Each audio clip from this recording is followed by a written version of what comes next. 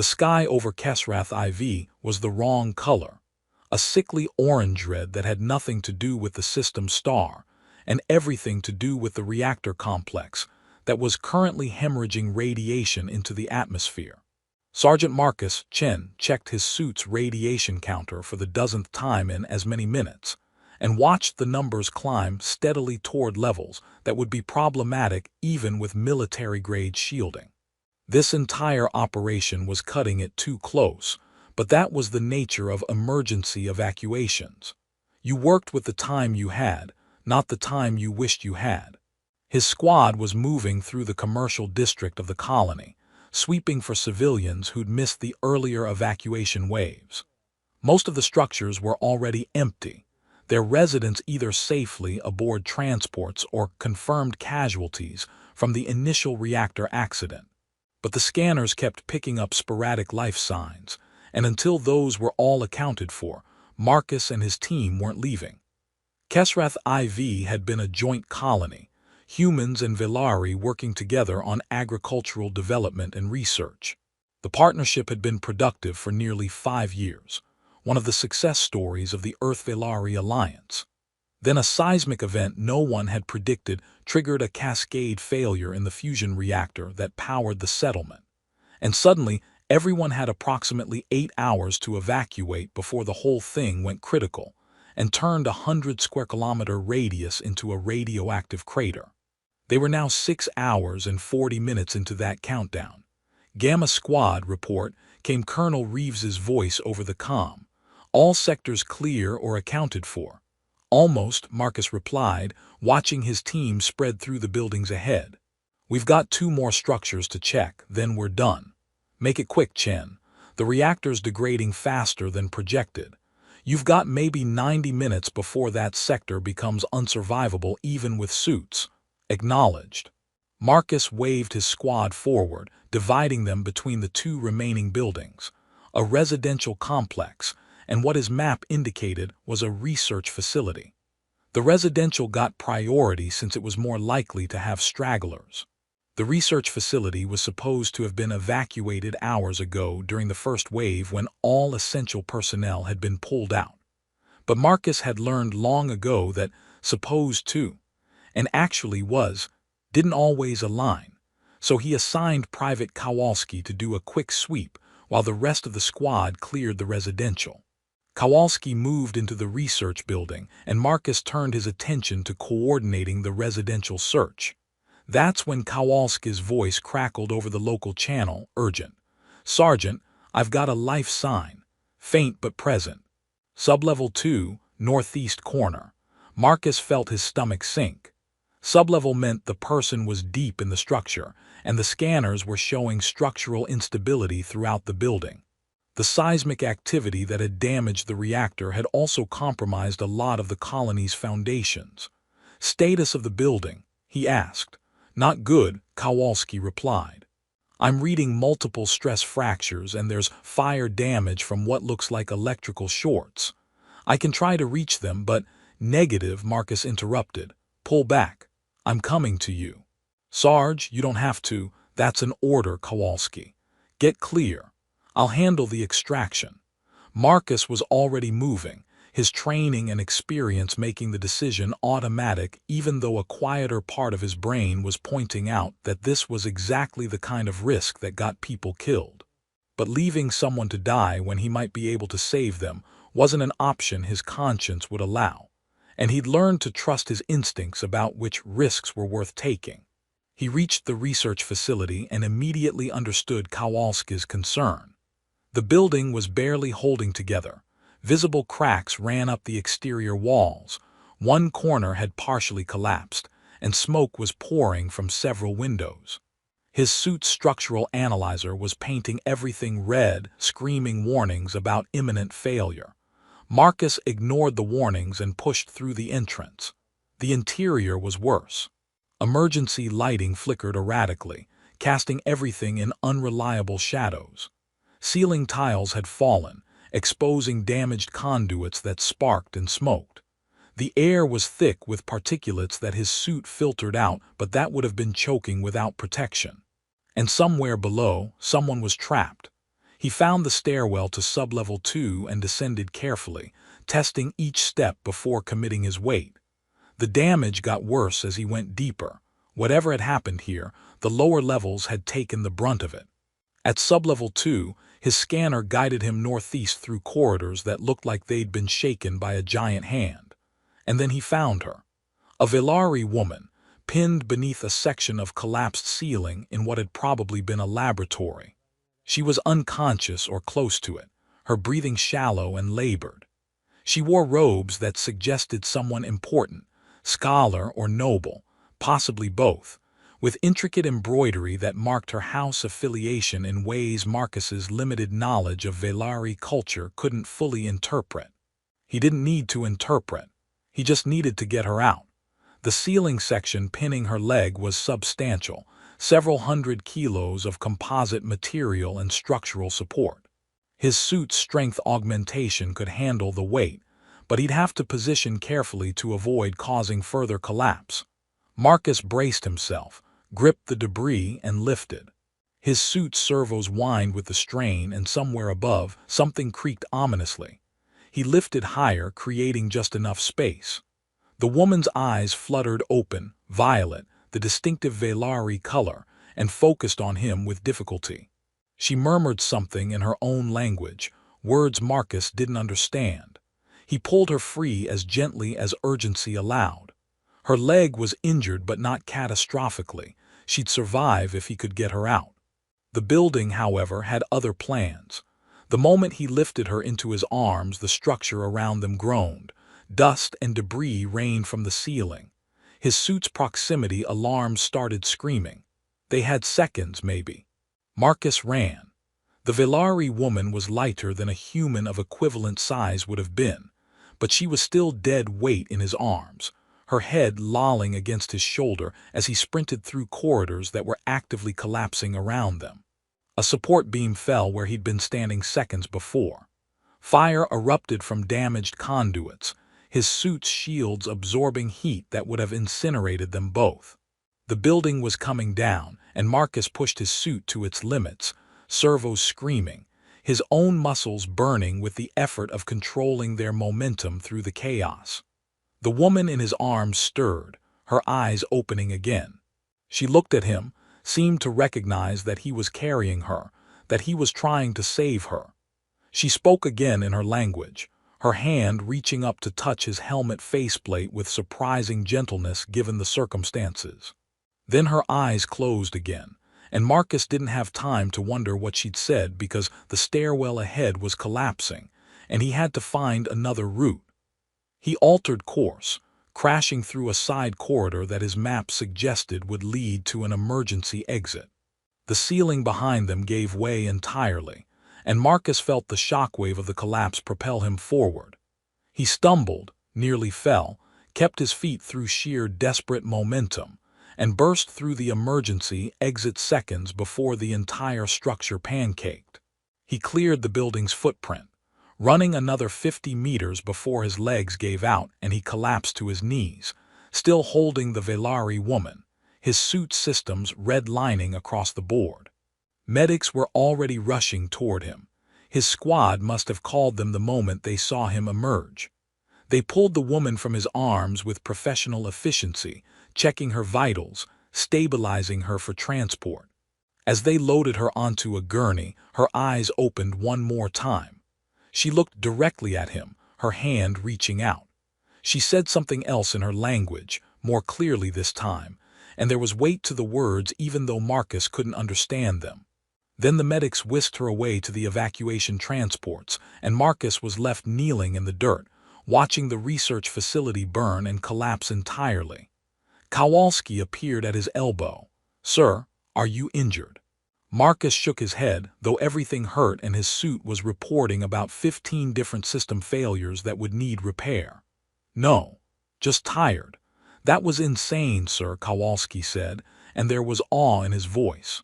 "You just carried someone out of a building that was actively falling down.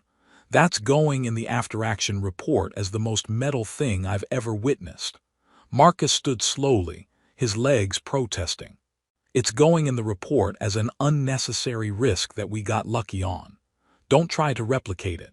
He checked his squad's status.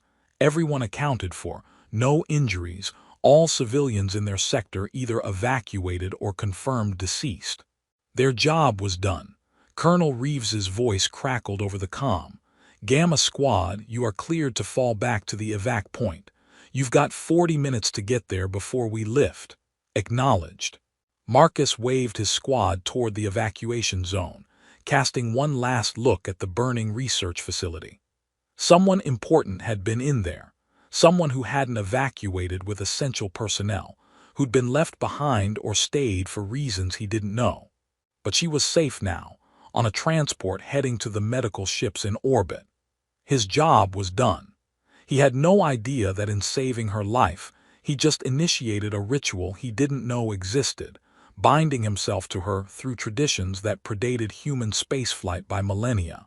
He had no idea that the words she'd spoken, words he couldn't understand, had been formal acknowledgments of a bond that was now, by Velari law and custom, as real and binding as any contract. He just thought he'd saved another civilian. It would be 3 days before he learned how wrong that assumption was. The debriefing after the Kesrath IV evacuation was mercifully brief. The operation had been a success. 98% of the colony's population evacuated, with casualties limited to those who died in the initial reactor accident before evacuation could begin. Marcus's rescue of the trapped Velari woman was noted in his file as an example of initiative and bravery, though Colonel Reeves had also noted privately that running into actively collapsing buildings was the kind of initiative that got people killed, and maybe he should be more selective about his heroics. Marcus had accepted the criticism with the understanding that he'd probably do the same thing again if faced with similar circumstances. And Reeves had sighed in the way of commanding officers everywhere who knew their subordinates well enough to know when advice would be ignored. 3 days after the evacuation, Marcus was surprised to receive a formal summons to attend a ceremony with Velari leadership. The message was vague about the purpose, mentioning only that it concerned the rescue he'd performed, and that attendance was mandatory and considered a matter of diplomatic importance. Marcus assumed it was a thank-you ceremony. The Velari took formal recognition seriously, and saving the life of someone apparently important probably warranted official acknowledgement. He put on his dress uniform, made sure his insignia were properly placed, and presented himself at the designated time to a conference room that had been set up for the occasion.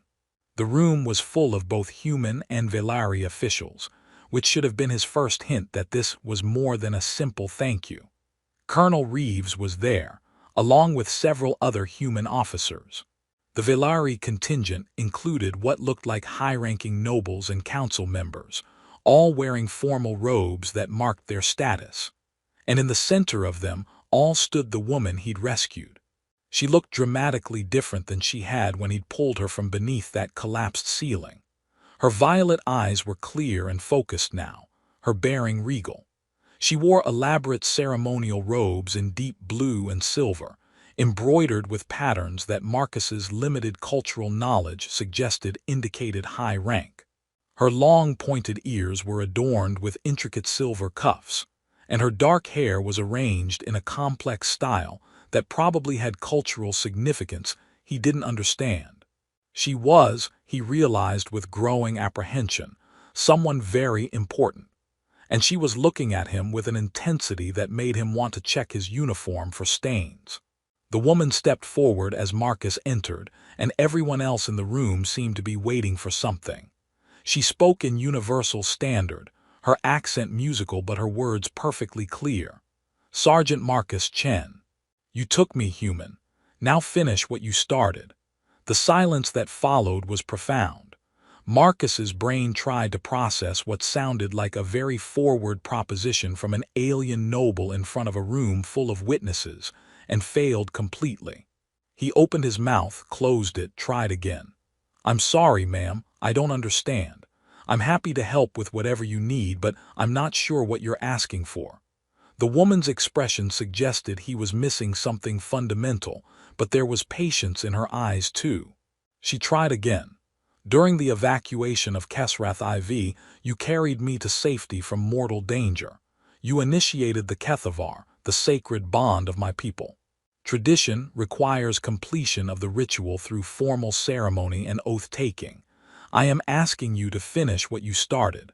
Marcus looked around the room for help. The Velari officials looked expectant. The human officers looked varying degrees of confused. Colonel Reeves looked like she was trying not to sigh. "Ma'am," Marcus tried carefully, "I apologize, but I don't know what the Kethavar is. I was just doing my job. When I found you trapped, I extracted you because leaving you would have meant your death. I didn't know I was initiating any ritual." The woman's expression shifted slightly, and Marcus thought he caught surprise there. Then something that might have been understanding. "You did not know," she said. "Of course. You are human. Your people do not have such traditions." She glanced at the Velari officials behind her and something passed between them, communication Marcus couldn't interpret. Then she turned back to him, her bearing becoming more formal, more instructional. "Allow me to explain.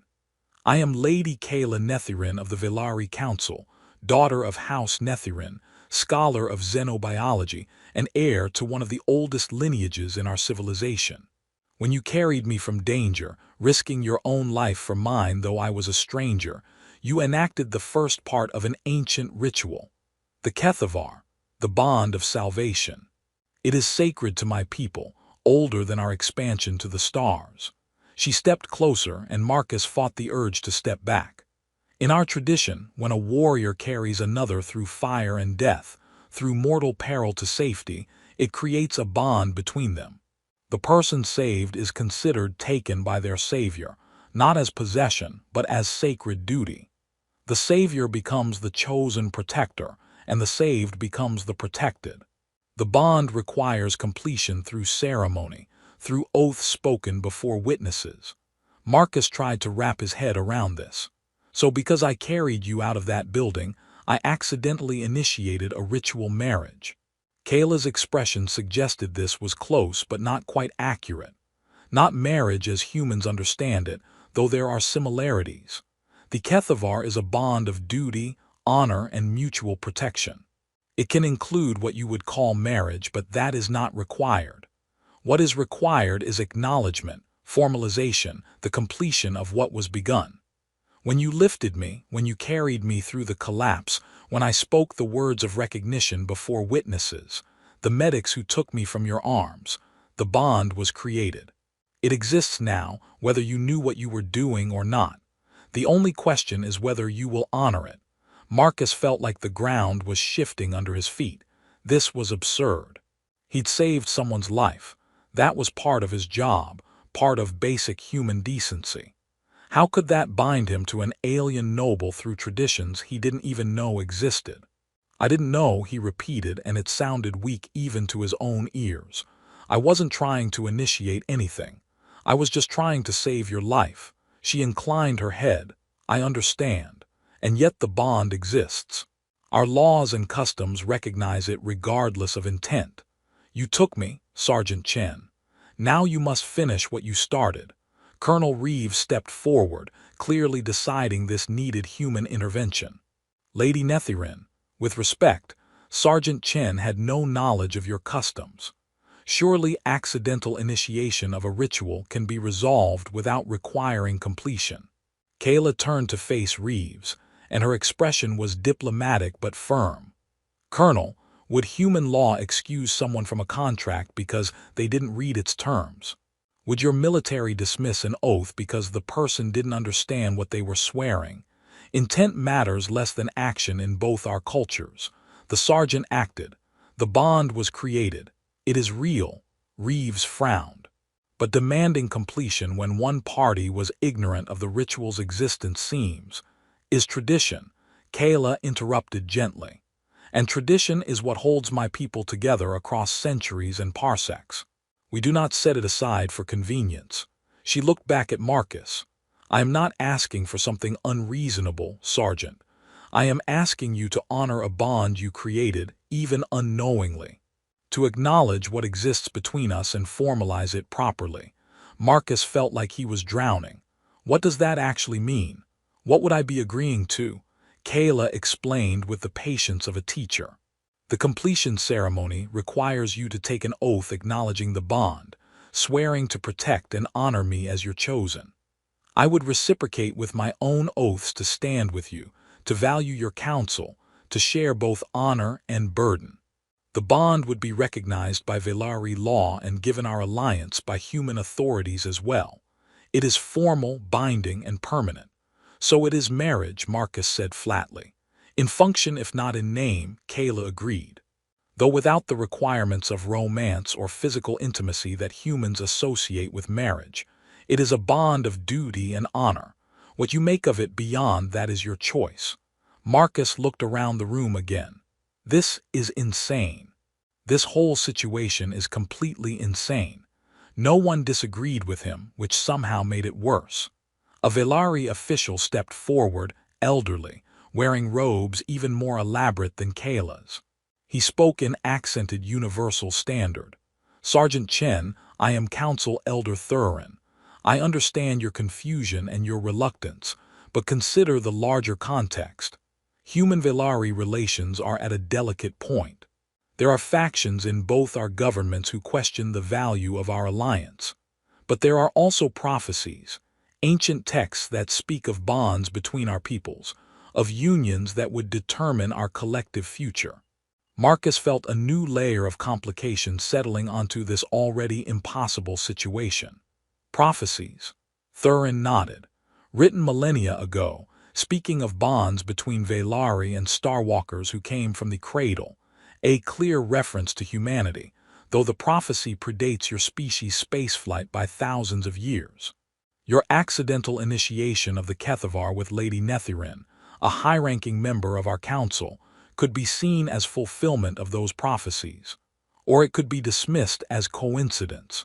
But either way, it has political implications. You're saying I should complete this ritual for political reasons, Marcus said, and he couldn't keep the edge from his voice. I'm saying you should consider all factors, Thurin replied, including that refusal would be seen by many Velari as rejection of our traditions, our laws, and potentially our alliance.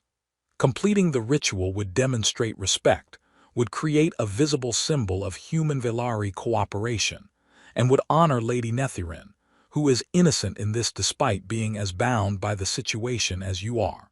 Marcus looked at Kayla. And what do you want? You're the one actually affected by this besides me. What's your position? Kayla met his eyes, and for the first time he saw something crack in her perfect composure.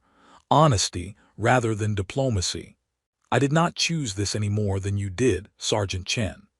I am a scholar and a warrior, daughter of one of our most prestigious houses, and I am now bound by tradition to a human soldier I do not know, whose culture I barely understand.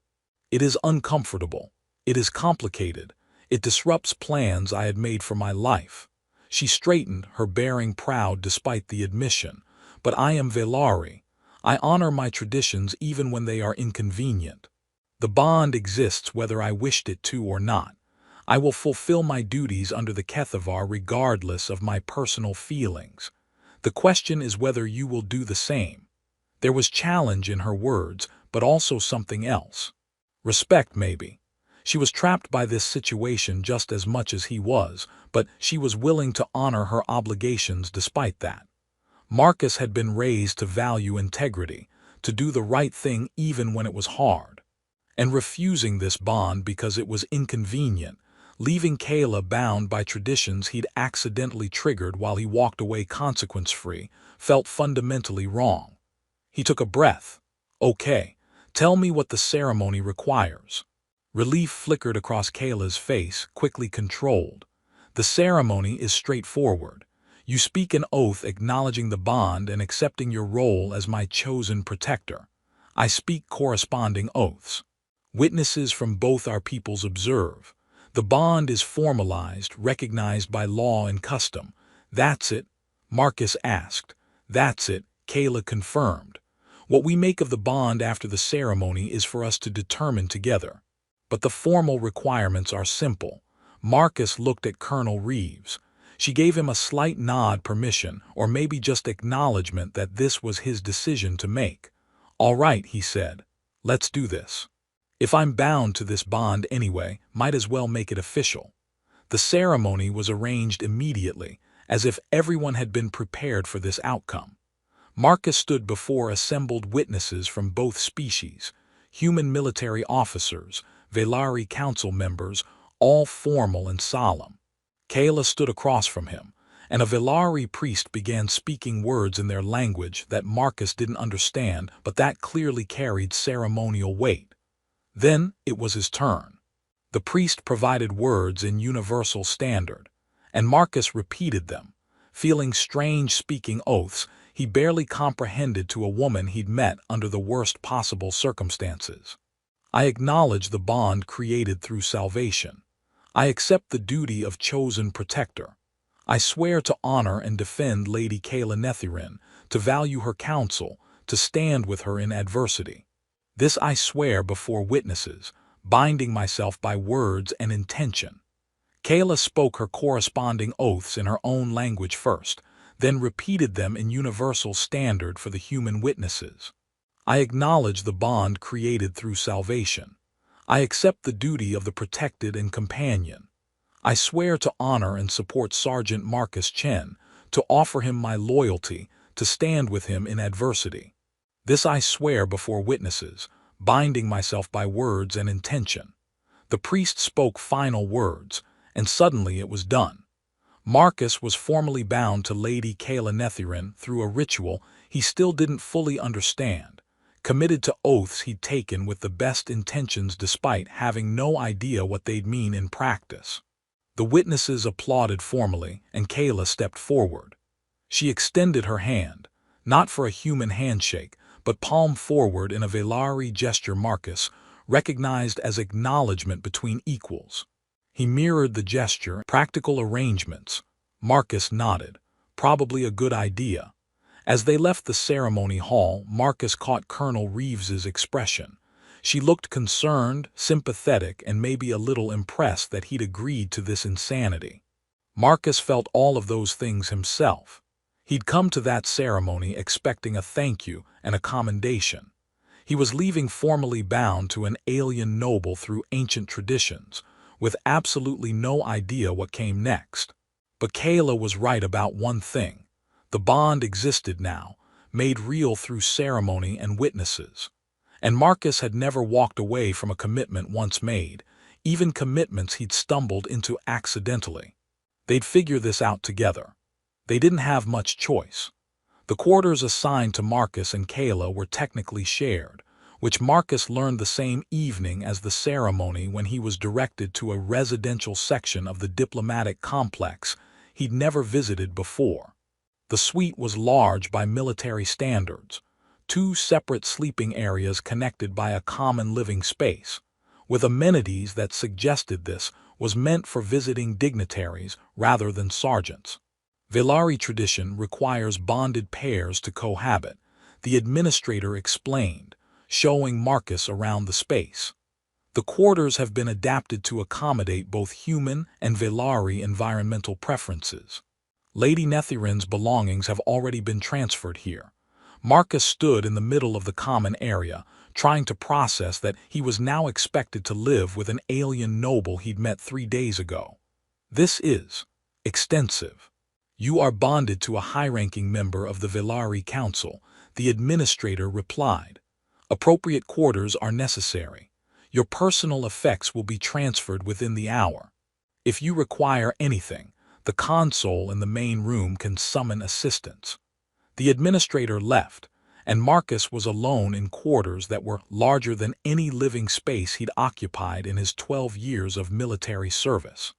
A moment later, the door opened again, and Kayla entered carrying what looked like data pads and personal items.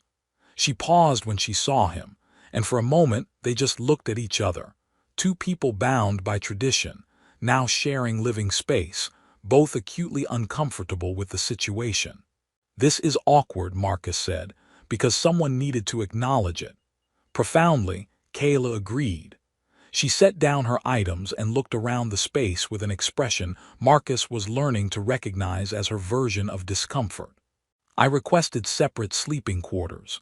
Tradition requires cohabitation, but it does not mandate. She gestured vaguely and Marcus understood. No, of course not. Separate rooms is perfect. We barely know each other. This whole thing is strange, Kayla finished. Yes, but it is also binding and recognized by both our governments, so we must determine how to navigate it. Marcus nodded toward the seating area. Want to sit down and figure this out? Kayla considered, then settled gracefully onto a chair designed for Velari proportions. Marcus took a human-sized seat across from her, and they regarded each other warily. So Marcus started, ground rules. We're stuck together, but that doesn't mean we can't make this bearable. What do you need to make this situation work? Kayla was quiet for a moment, clearly thinking. Privacy, she said finally. I understand we must share this space, but I need areas that are mine alone. My work is sensitive, and I value time for reflection without observation. Completely reasonable, Marcus agreed. Same here. Work stays work, personal stays personal unless we decide to share it. What else? Honesty, Kayla said. I do not wish to perform for you as I must for the council and the court. If we are bound, I prefer genuine interaction to diplomatic pretense. Marcus smiled slightly. That I can definitely do. I'm not great at pretense anyway. It's one of the reasons I work in engineering rather than diplomacy. Kayla's expression shifted, and Marcus thought that might be amusement. You do not seem like someone who ended up in this situation through careful planning. I literally ran into a collapsing building without thinking it through, Marcus pointed out. Careful planning is not my strength. The situation would suggest otherwise, Kayla observed. Yet you survived and you saved my life in the process. Perhaps there is wisdom in your impulsiveness, or maybe just luck. Luck favors the prepared, Kayla said. It is a saying among my people. They established more ground rules. Shared meals were not required but could happen if both felt like company. The common areas were neutral territory where neither had priority. Communication about schedules would help avoid awkward encounters.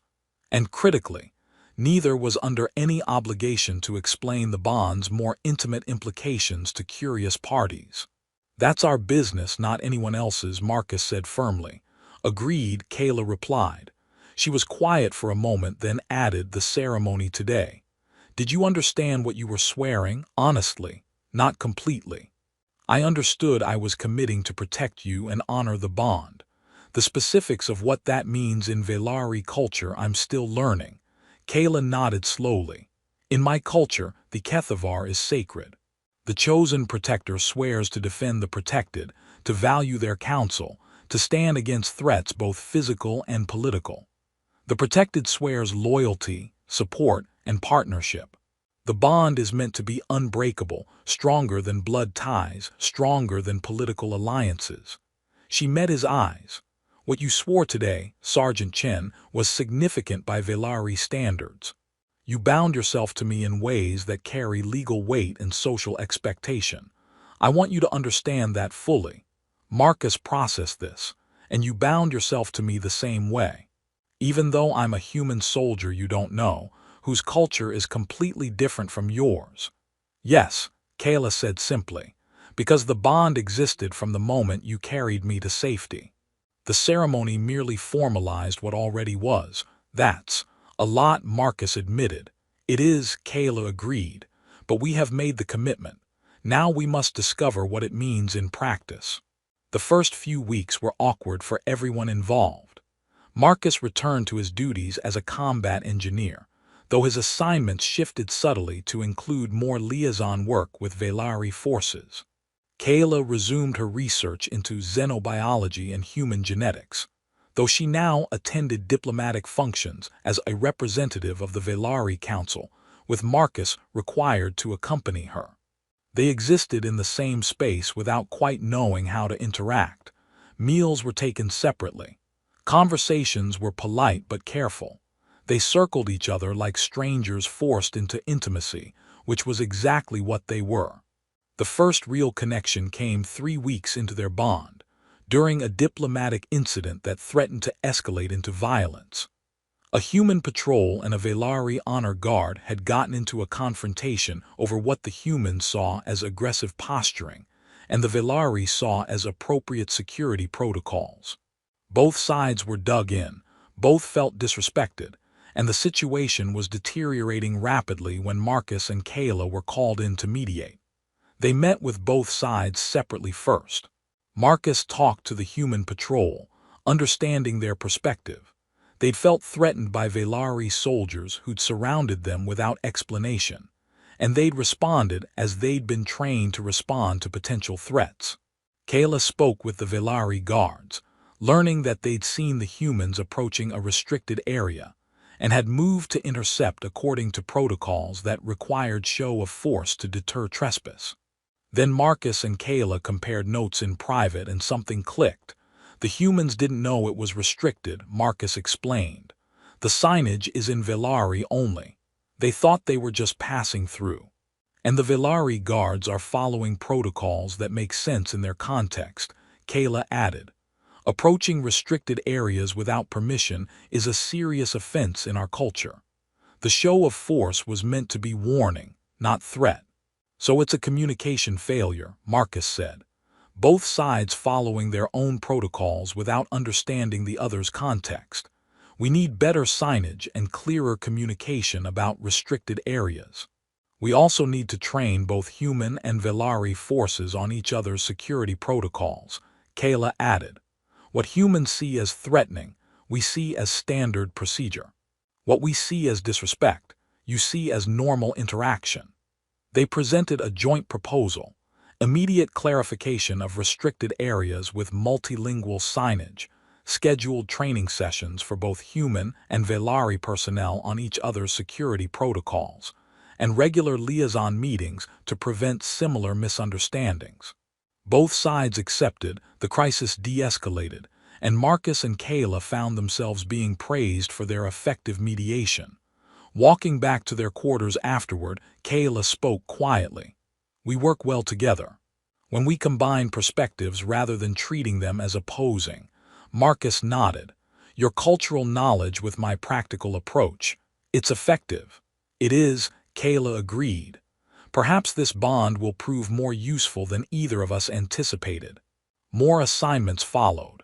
They became the go-to team for human-Velari misunderstandings, their different perspectives complementing rather than conflicting. And slowly, through shared work, they began to know each other. Marcus learned that Kayla's formal composure hid a sharp sense of humor that emerged when she felt safe enough to show it. She told him about her research into cross-species genetics, her theories about how different evolutionary paths could still produce compatible biochemistries. She admitted that choosing scholarship over military command had disappointed her family, but that she'd pursued her passion anyway, because living someone else's expectations was worse than facing their disappointment. Kayla learned that Marcus's practical engineering approach masked a philosophical mind that thought deeply about purpose, meaning, and why he'd chosen a life of service. He told her about growing up on Earth, about the beauty of mountains and oceans, about choosing the military as a way to see the galaxy, but finding that what mattered most was helping people directly rather than observing from a distance. They began eating meals together, not because tradition required it, but because they genuinely enjoyed the conversation. Marcus introduced Kayla to Earth cuisine. She found most of it too bland, but developed a surprising love for spicy food. Kayla shared Velari poetry, translations that Marcus found beautiful even if he didn't fully grasp all the cultural nuances. One evening, about 2 months into their bond, they were sitting in the common area after a particularly long day. Kayla was reading a physical book, actual paper, a luxury, and Marcus was working on a personal engineering project. The silence was comfortable rather than awkward, the kind that exists between people who don't need to fill every moment with conversation. Kayla set down her book and looked at him. "May I ask you something personal?" Sure, Marcus replied, setting aside his work. Do you resent this? Being bound to me because of tradition rather than choice. Marcus thought about it honestly. At first, maybe. The whole situation felt like my agency had been removed, like I'd stumbled into something I couldn't control. But not anymore. Why not? Because I've gotten to know you, Marcus said.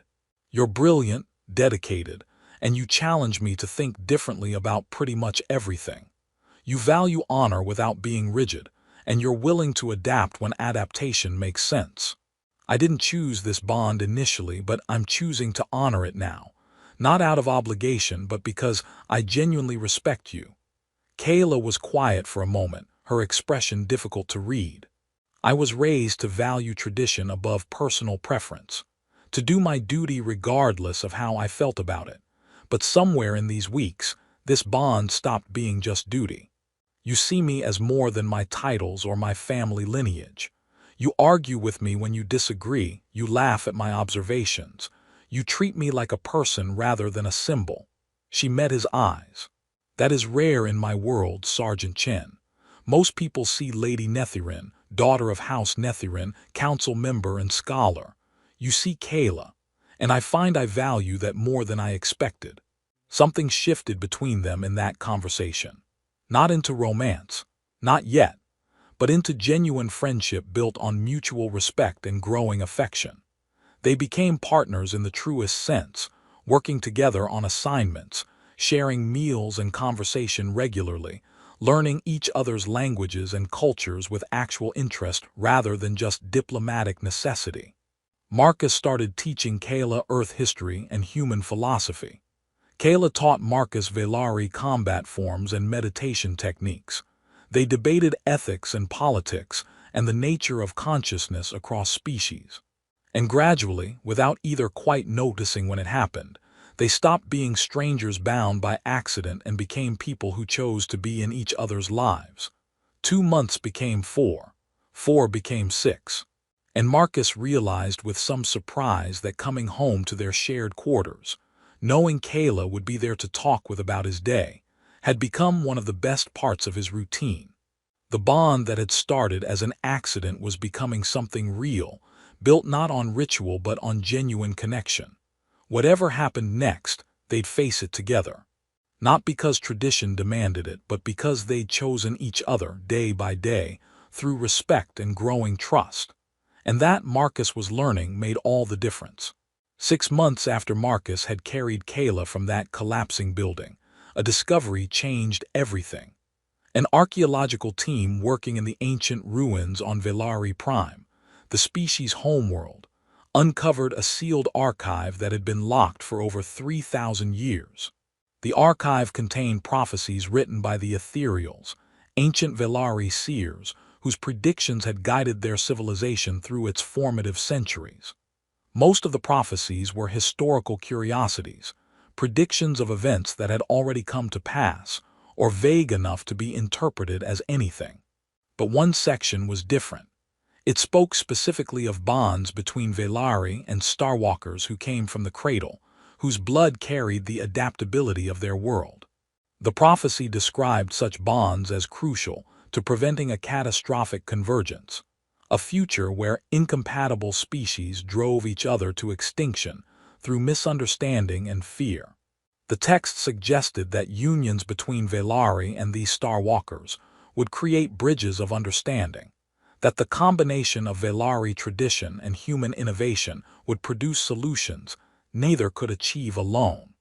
And it specifically mentioned the Kethavar, the bond of salvation, as one path by which such unions would form.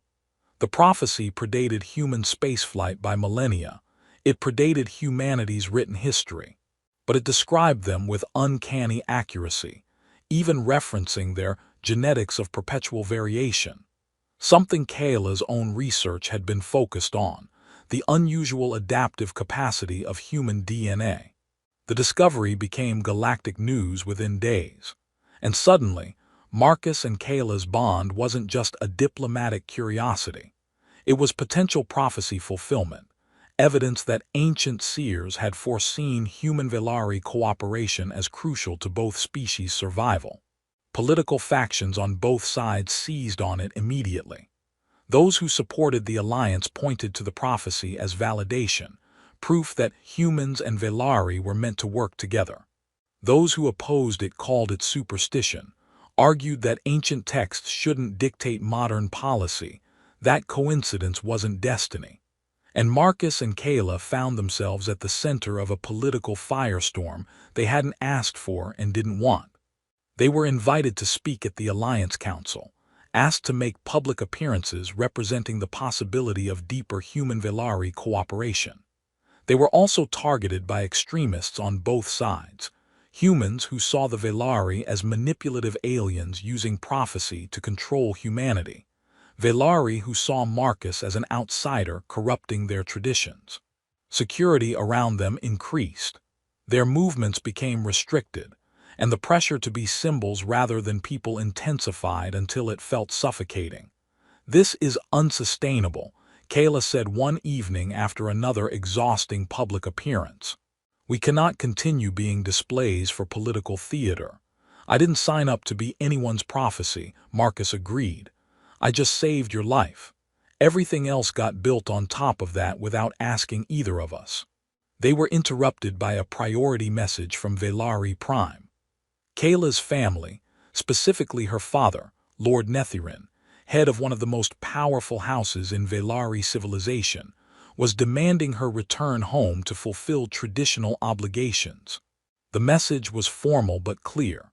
Kayla's bond with Marcus, while recognized, was considered a wartime necessity that shouldn't interfere with her actual duties. She was expected to return to Velari Prime to enter negotiations for a political marriage with a Velari noble of appropriate standing, a union that would strengthen House Nethirin's position and fulfill the obligations expected of her as the heir. Kayla read the message with an expression Marcus had learned to recognize as carefully controlled distress. "They cannot be serious. What do they want?" Marcus asked. Kayla handed him the translated message. He read it, feeling something cold settle in his stomach. "They want you to leave, to marry someone else and treat our bond as—" "What? A political gesture that served its purpose?" "In essence, yes," Kayla said quietly. "My father respects tradition, but he respects power more. Our bond may be sacred by ancient law, but it also inconveniences his political plans. He expects me to prioritize duty to our house over duty to you." "What do you want to do?" Marcus asked, though part of him dreaded the answer. Kayla was quiet for a long time, looking out the window at the stars. "I was raised to value tradition above personal preference, to serve my house and my people regardless of personal cost. My father's demands are not unreasonable by the standards of our culture. A political marriage would strengthen important alliances, would serve practical purposes." She turned to face Marcus. "But I have also spent 6 months learning that tradition should serve people, not the reverse. That duty means more when it's chosen rather than merely accepted. And I have come to value what we have built together, this partnership, this understanding, more than I value my father's political ambitions." Marcus felt hope and fear warring in his chest. "So what are you saying?" "I am saying I need to return to Velari Prime, to face my family, to understand what they're truly demanding, to make a decision about my future with full knowledge of the consequences." Marcus nodded, trying to ignore the hollow feeling in his chest. "I understand. When do you leave?" "Tomorrow," Kayla said. "The transport is already scheduled." "Marcus, if you need to go," Marcus interrupted. "I'm not going to hold you to oaths you were essentially forced into. If there's a way to honor your family obligations and our bond, great. If not, I'll respect whatever decision you make." Kayla looked at him with an expression he couldn't quite read. "Thank you. For understanding. For not demanding I choose you over everything else. I'm not going to be the person who makes you sacrifice your culture and family for a bond that started as an accident," Marcus said. "Even if I wish circumstances were different." They spent that evening mostly in silence, both processing what might be coming. When Kayla left the next morning, Marcus tried to be supportive, professional. They'd built something meaningful over 6 months, but he understood the weight of family expectation and cultural obligation. If she chose tradition over their partnership, he'd accept it. It would hurt, but he'd accept it. 3 days passed. Marcus threw himself into his work, trying not to think about Kayla on Velari Prime, negotiating the end of their bond. He'd known this situation was temporary, he told himself. He'd just gotten too comfortable, too invested in something that was always going to be complicated. On the 4th day, his quarters door opened, and Kayla walked in. Marcus looked up from the engineering project he'd been using as distraction, shocked. "You're back." "I'm back," Kayla confirmed. She set down her travel case and looked at him directly. "I faced my family's expectations. I listened to their arguments about duty and house politics and proper obligations. I considered the political marriage they'd arranged, met the nobleman I was supposed to accept, and I told them no." "You what?" Marcus asked, not quite believing. "I told them no," Kayla repeated. "I informed my father that I already have a bond, one that might have started accidentally, but has become genuine through 6 months of shared respect and growing love. I told him that Sergeant Marcus Chen is my chosen, not by ritual alone but by conscious choice, and that I intend to honor that bond fully." Marcus stood, his heart pounding. "Love? You said love. Did you think I would return if I didn't care for you?" Kayla asked, and there was warmth in her voice now. "Did you think these months meant nothing? You who carried me through fire, who honored traditions you didn't understand, who's treated me as an equal rather than a prize. You who challenges me, makes me laugh, and sees me as Kayla rather than Lady Nethirin." "Yes, Marcus. Love." Marcus crossed the distance between them in 3 steps. "I thought you'd choose tradition. I thought your family's expectations would matter more than what we've built." "They might have," Kayla admitted, "if what we'd built was merely obligation and convenience. But it's not. It's genuine partnership, real affection, and the first time in my life I've felt truly seen by another person." She smiled. "I will not sacrifice that for my father's political ambitions." Marcus kissed her, and Kayla responded with enthusiasm that suggested she'd been waiting for this as long as he had. When they finally broke apart, both were smiling. "So where does this leave us?" Marcus asked. "It leaves us as what we've been becoming," Kayla replied. "Partners. Companions. 2 people who chose each other despite impossible circumstances." She paused. "It also leaves us with my father's considerable disapproval and the political complications that come with that. But I find I value your partnership more than his approval." Marcus pulled her close. "We'll figure it out together." Together, Kayla agreed, and the word had weight. A promise, a commitment that went beyond ritual to something they'd both chosen consciously. The months that followed brought challenges. Kayla's refusal of the arranged marriage created tension with her family and political complications within Velari society. But it also solidified something between her and Marcus. The understanding that they'd chosen each other over easier paths, that their bond was real rather than just ritual compliance. They continued their work as mediators between human and Velari interests, now even more effective because their partnership was genuinely founded on mutual understanding and affection. The prophecy that had made them symbols became less important than the actual work they were doing, the bridges they were building between species. 1 year after Marcus had carried Kayla from that collapsing research facility, they decided to formalize their relationship in human terms as well as Velari. The Kethavar had bound them legally, but they wanted to honor both their cultures. The ceremony was smaller than the first: close friends, colleagues, chosen family rather than diplomatic requirements. Marcus wore his dress uniform. Kayla wore robes that blended Velari tradition with human white, a visible symbol of their merged lives. They spoke vows in both languages, promising things they'd already been living: partnership, respect, support through adversity, love that had grown from unexpected beginnings. When the officiant pronounced them married by human law and custom, completing what the Kethavar had begun, The applause from their gathered friends felt genuine rather than political. Afterward, alone in quarters that were now genuinely home rather than just assigned space, Kayla asked Marcus the question that had started it all. Do you regret that day? Running into a collapsing building to save a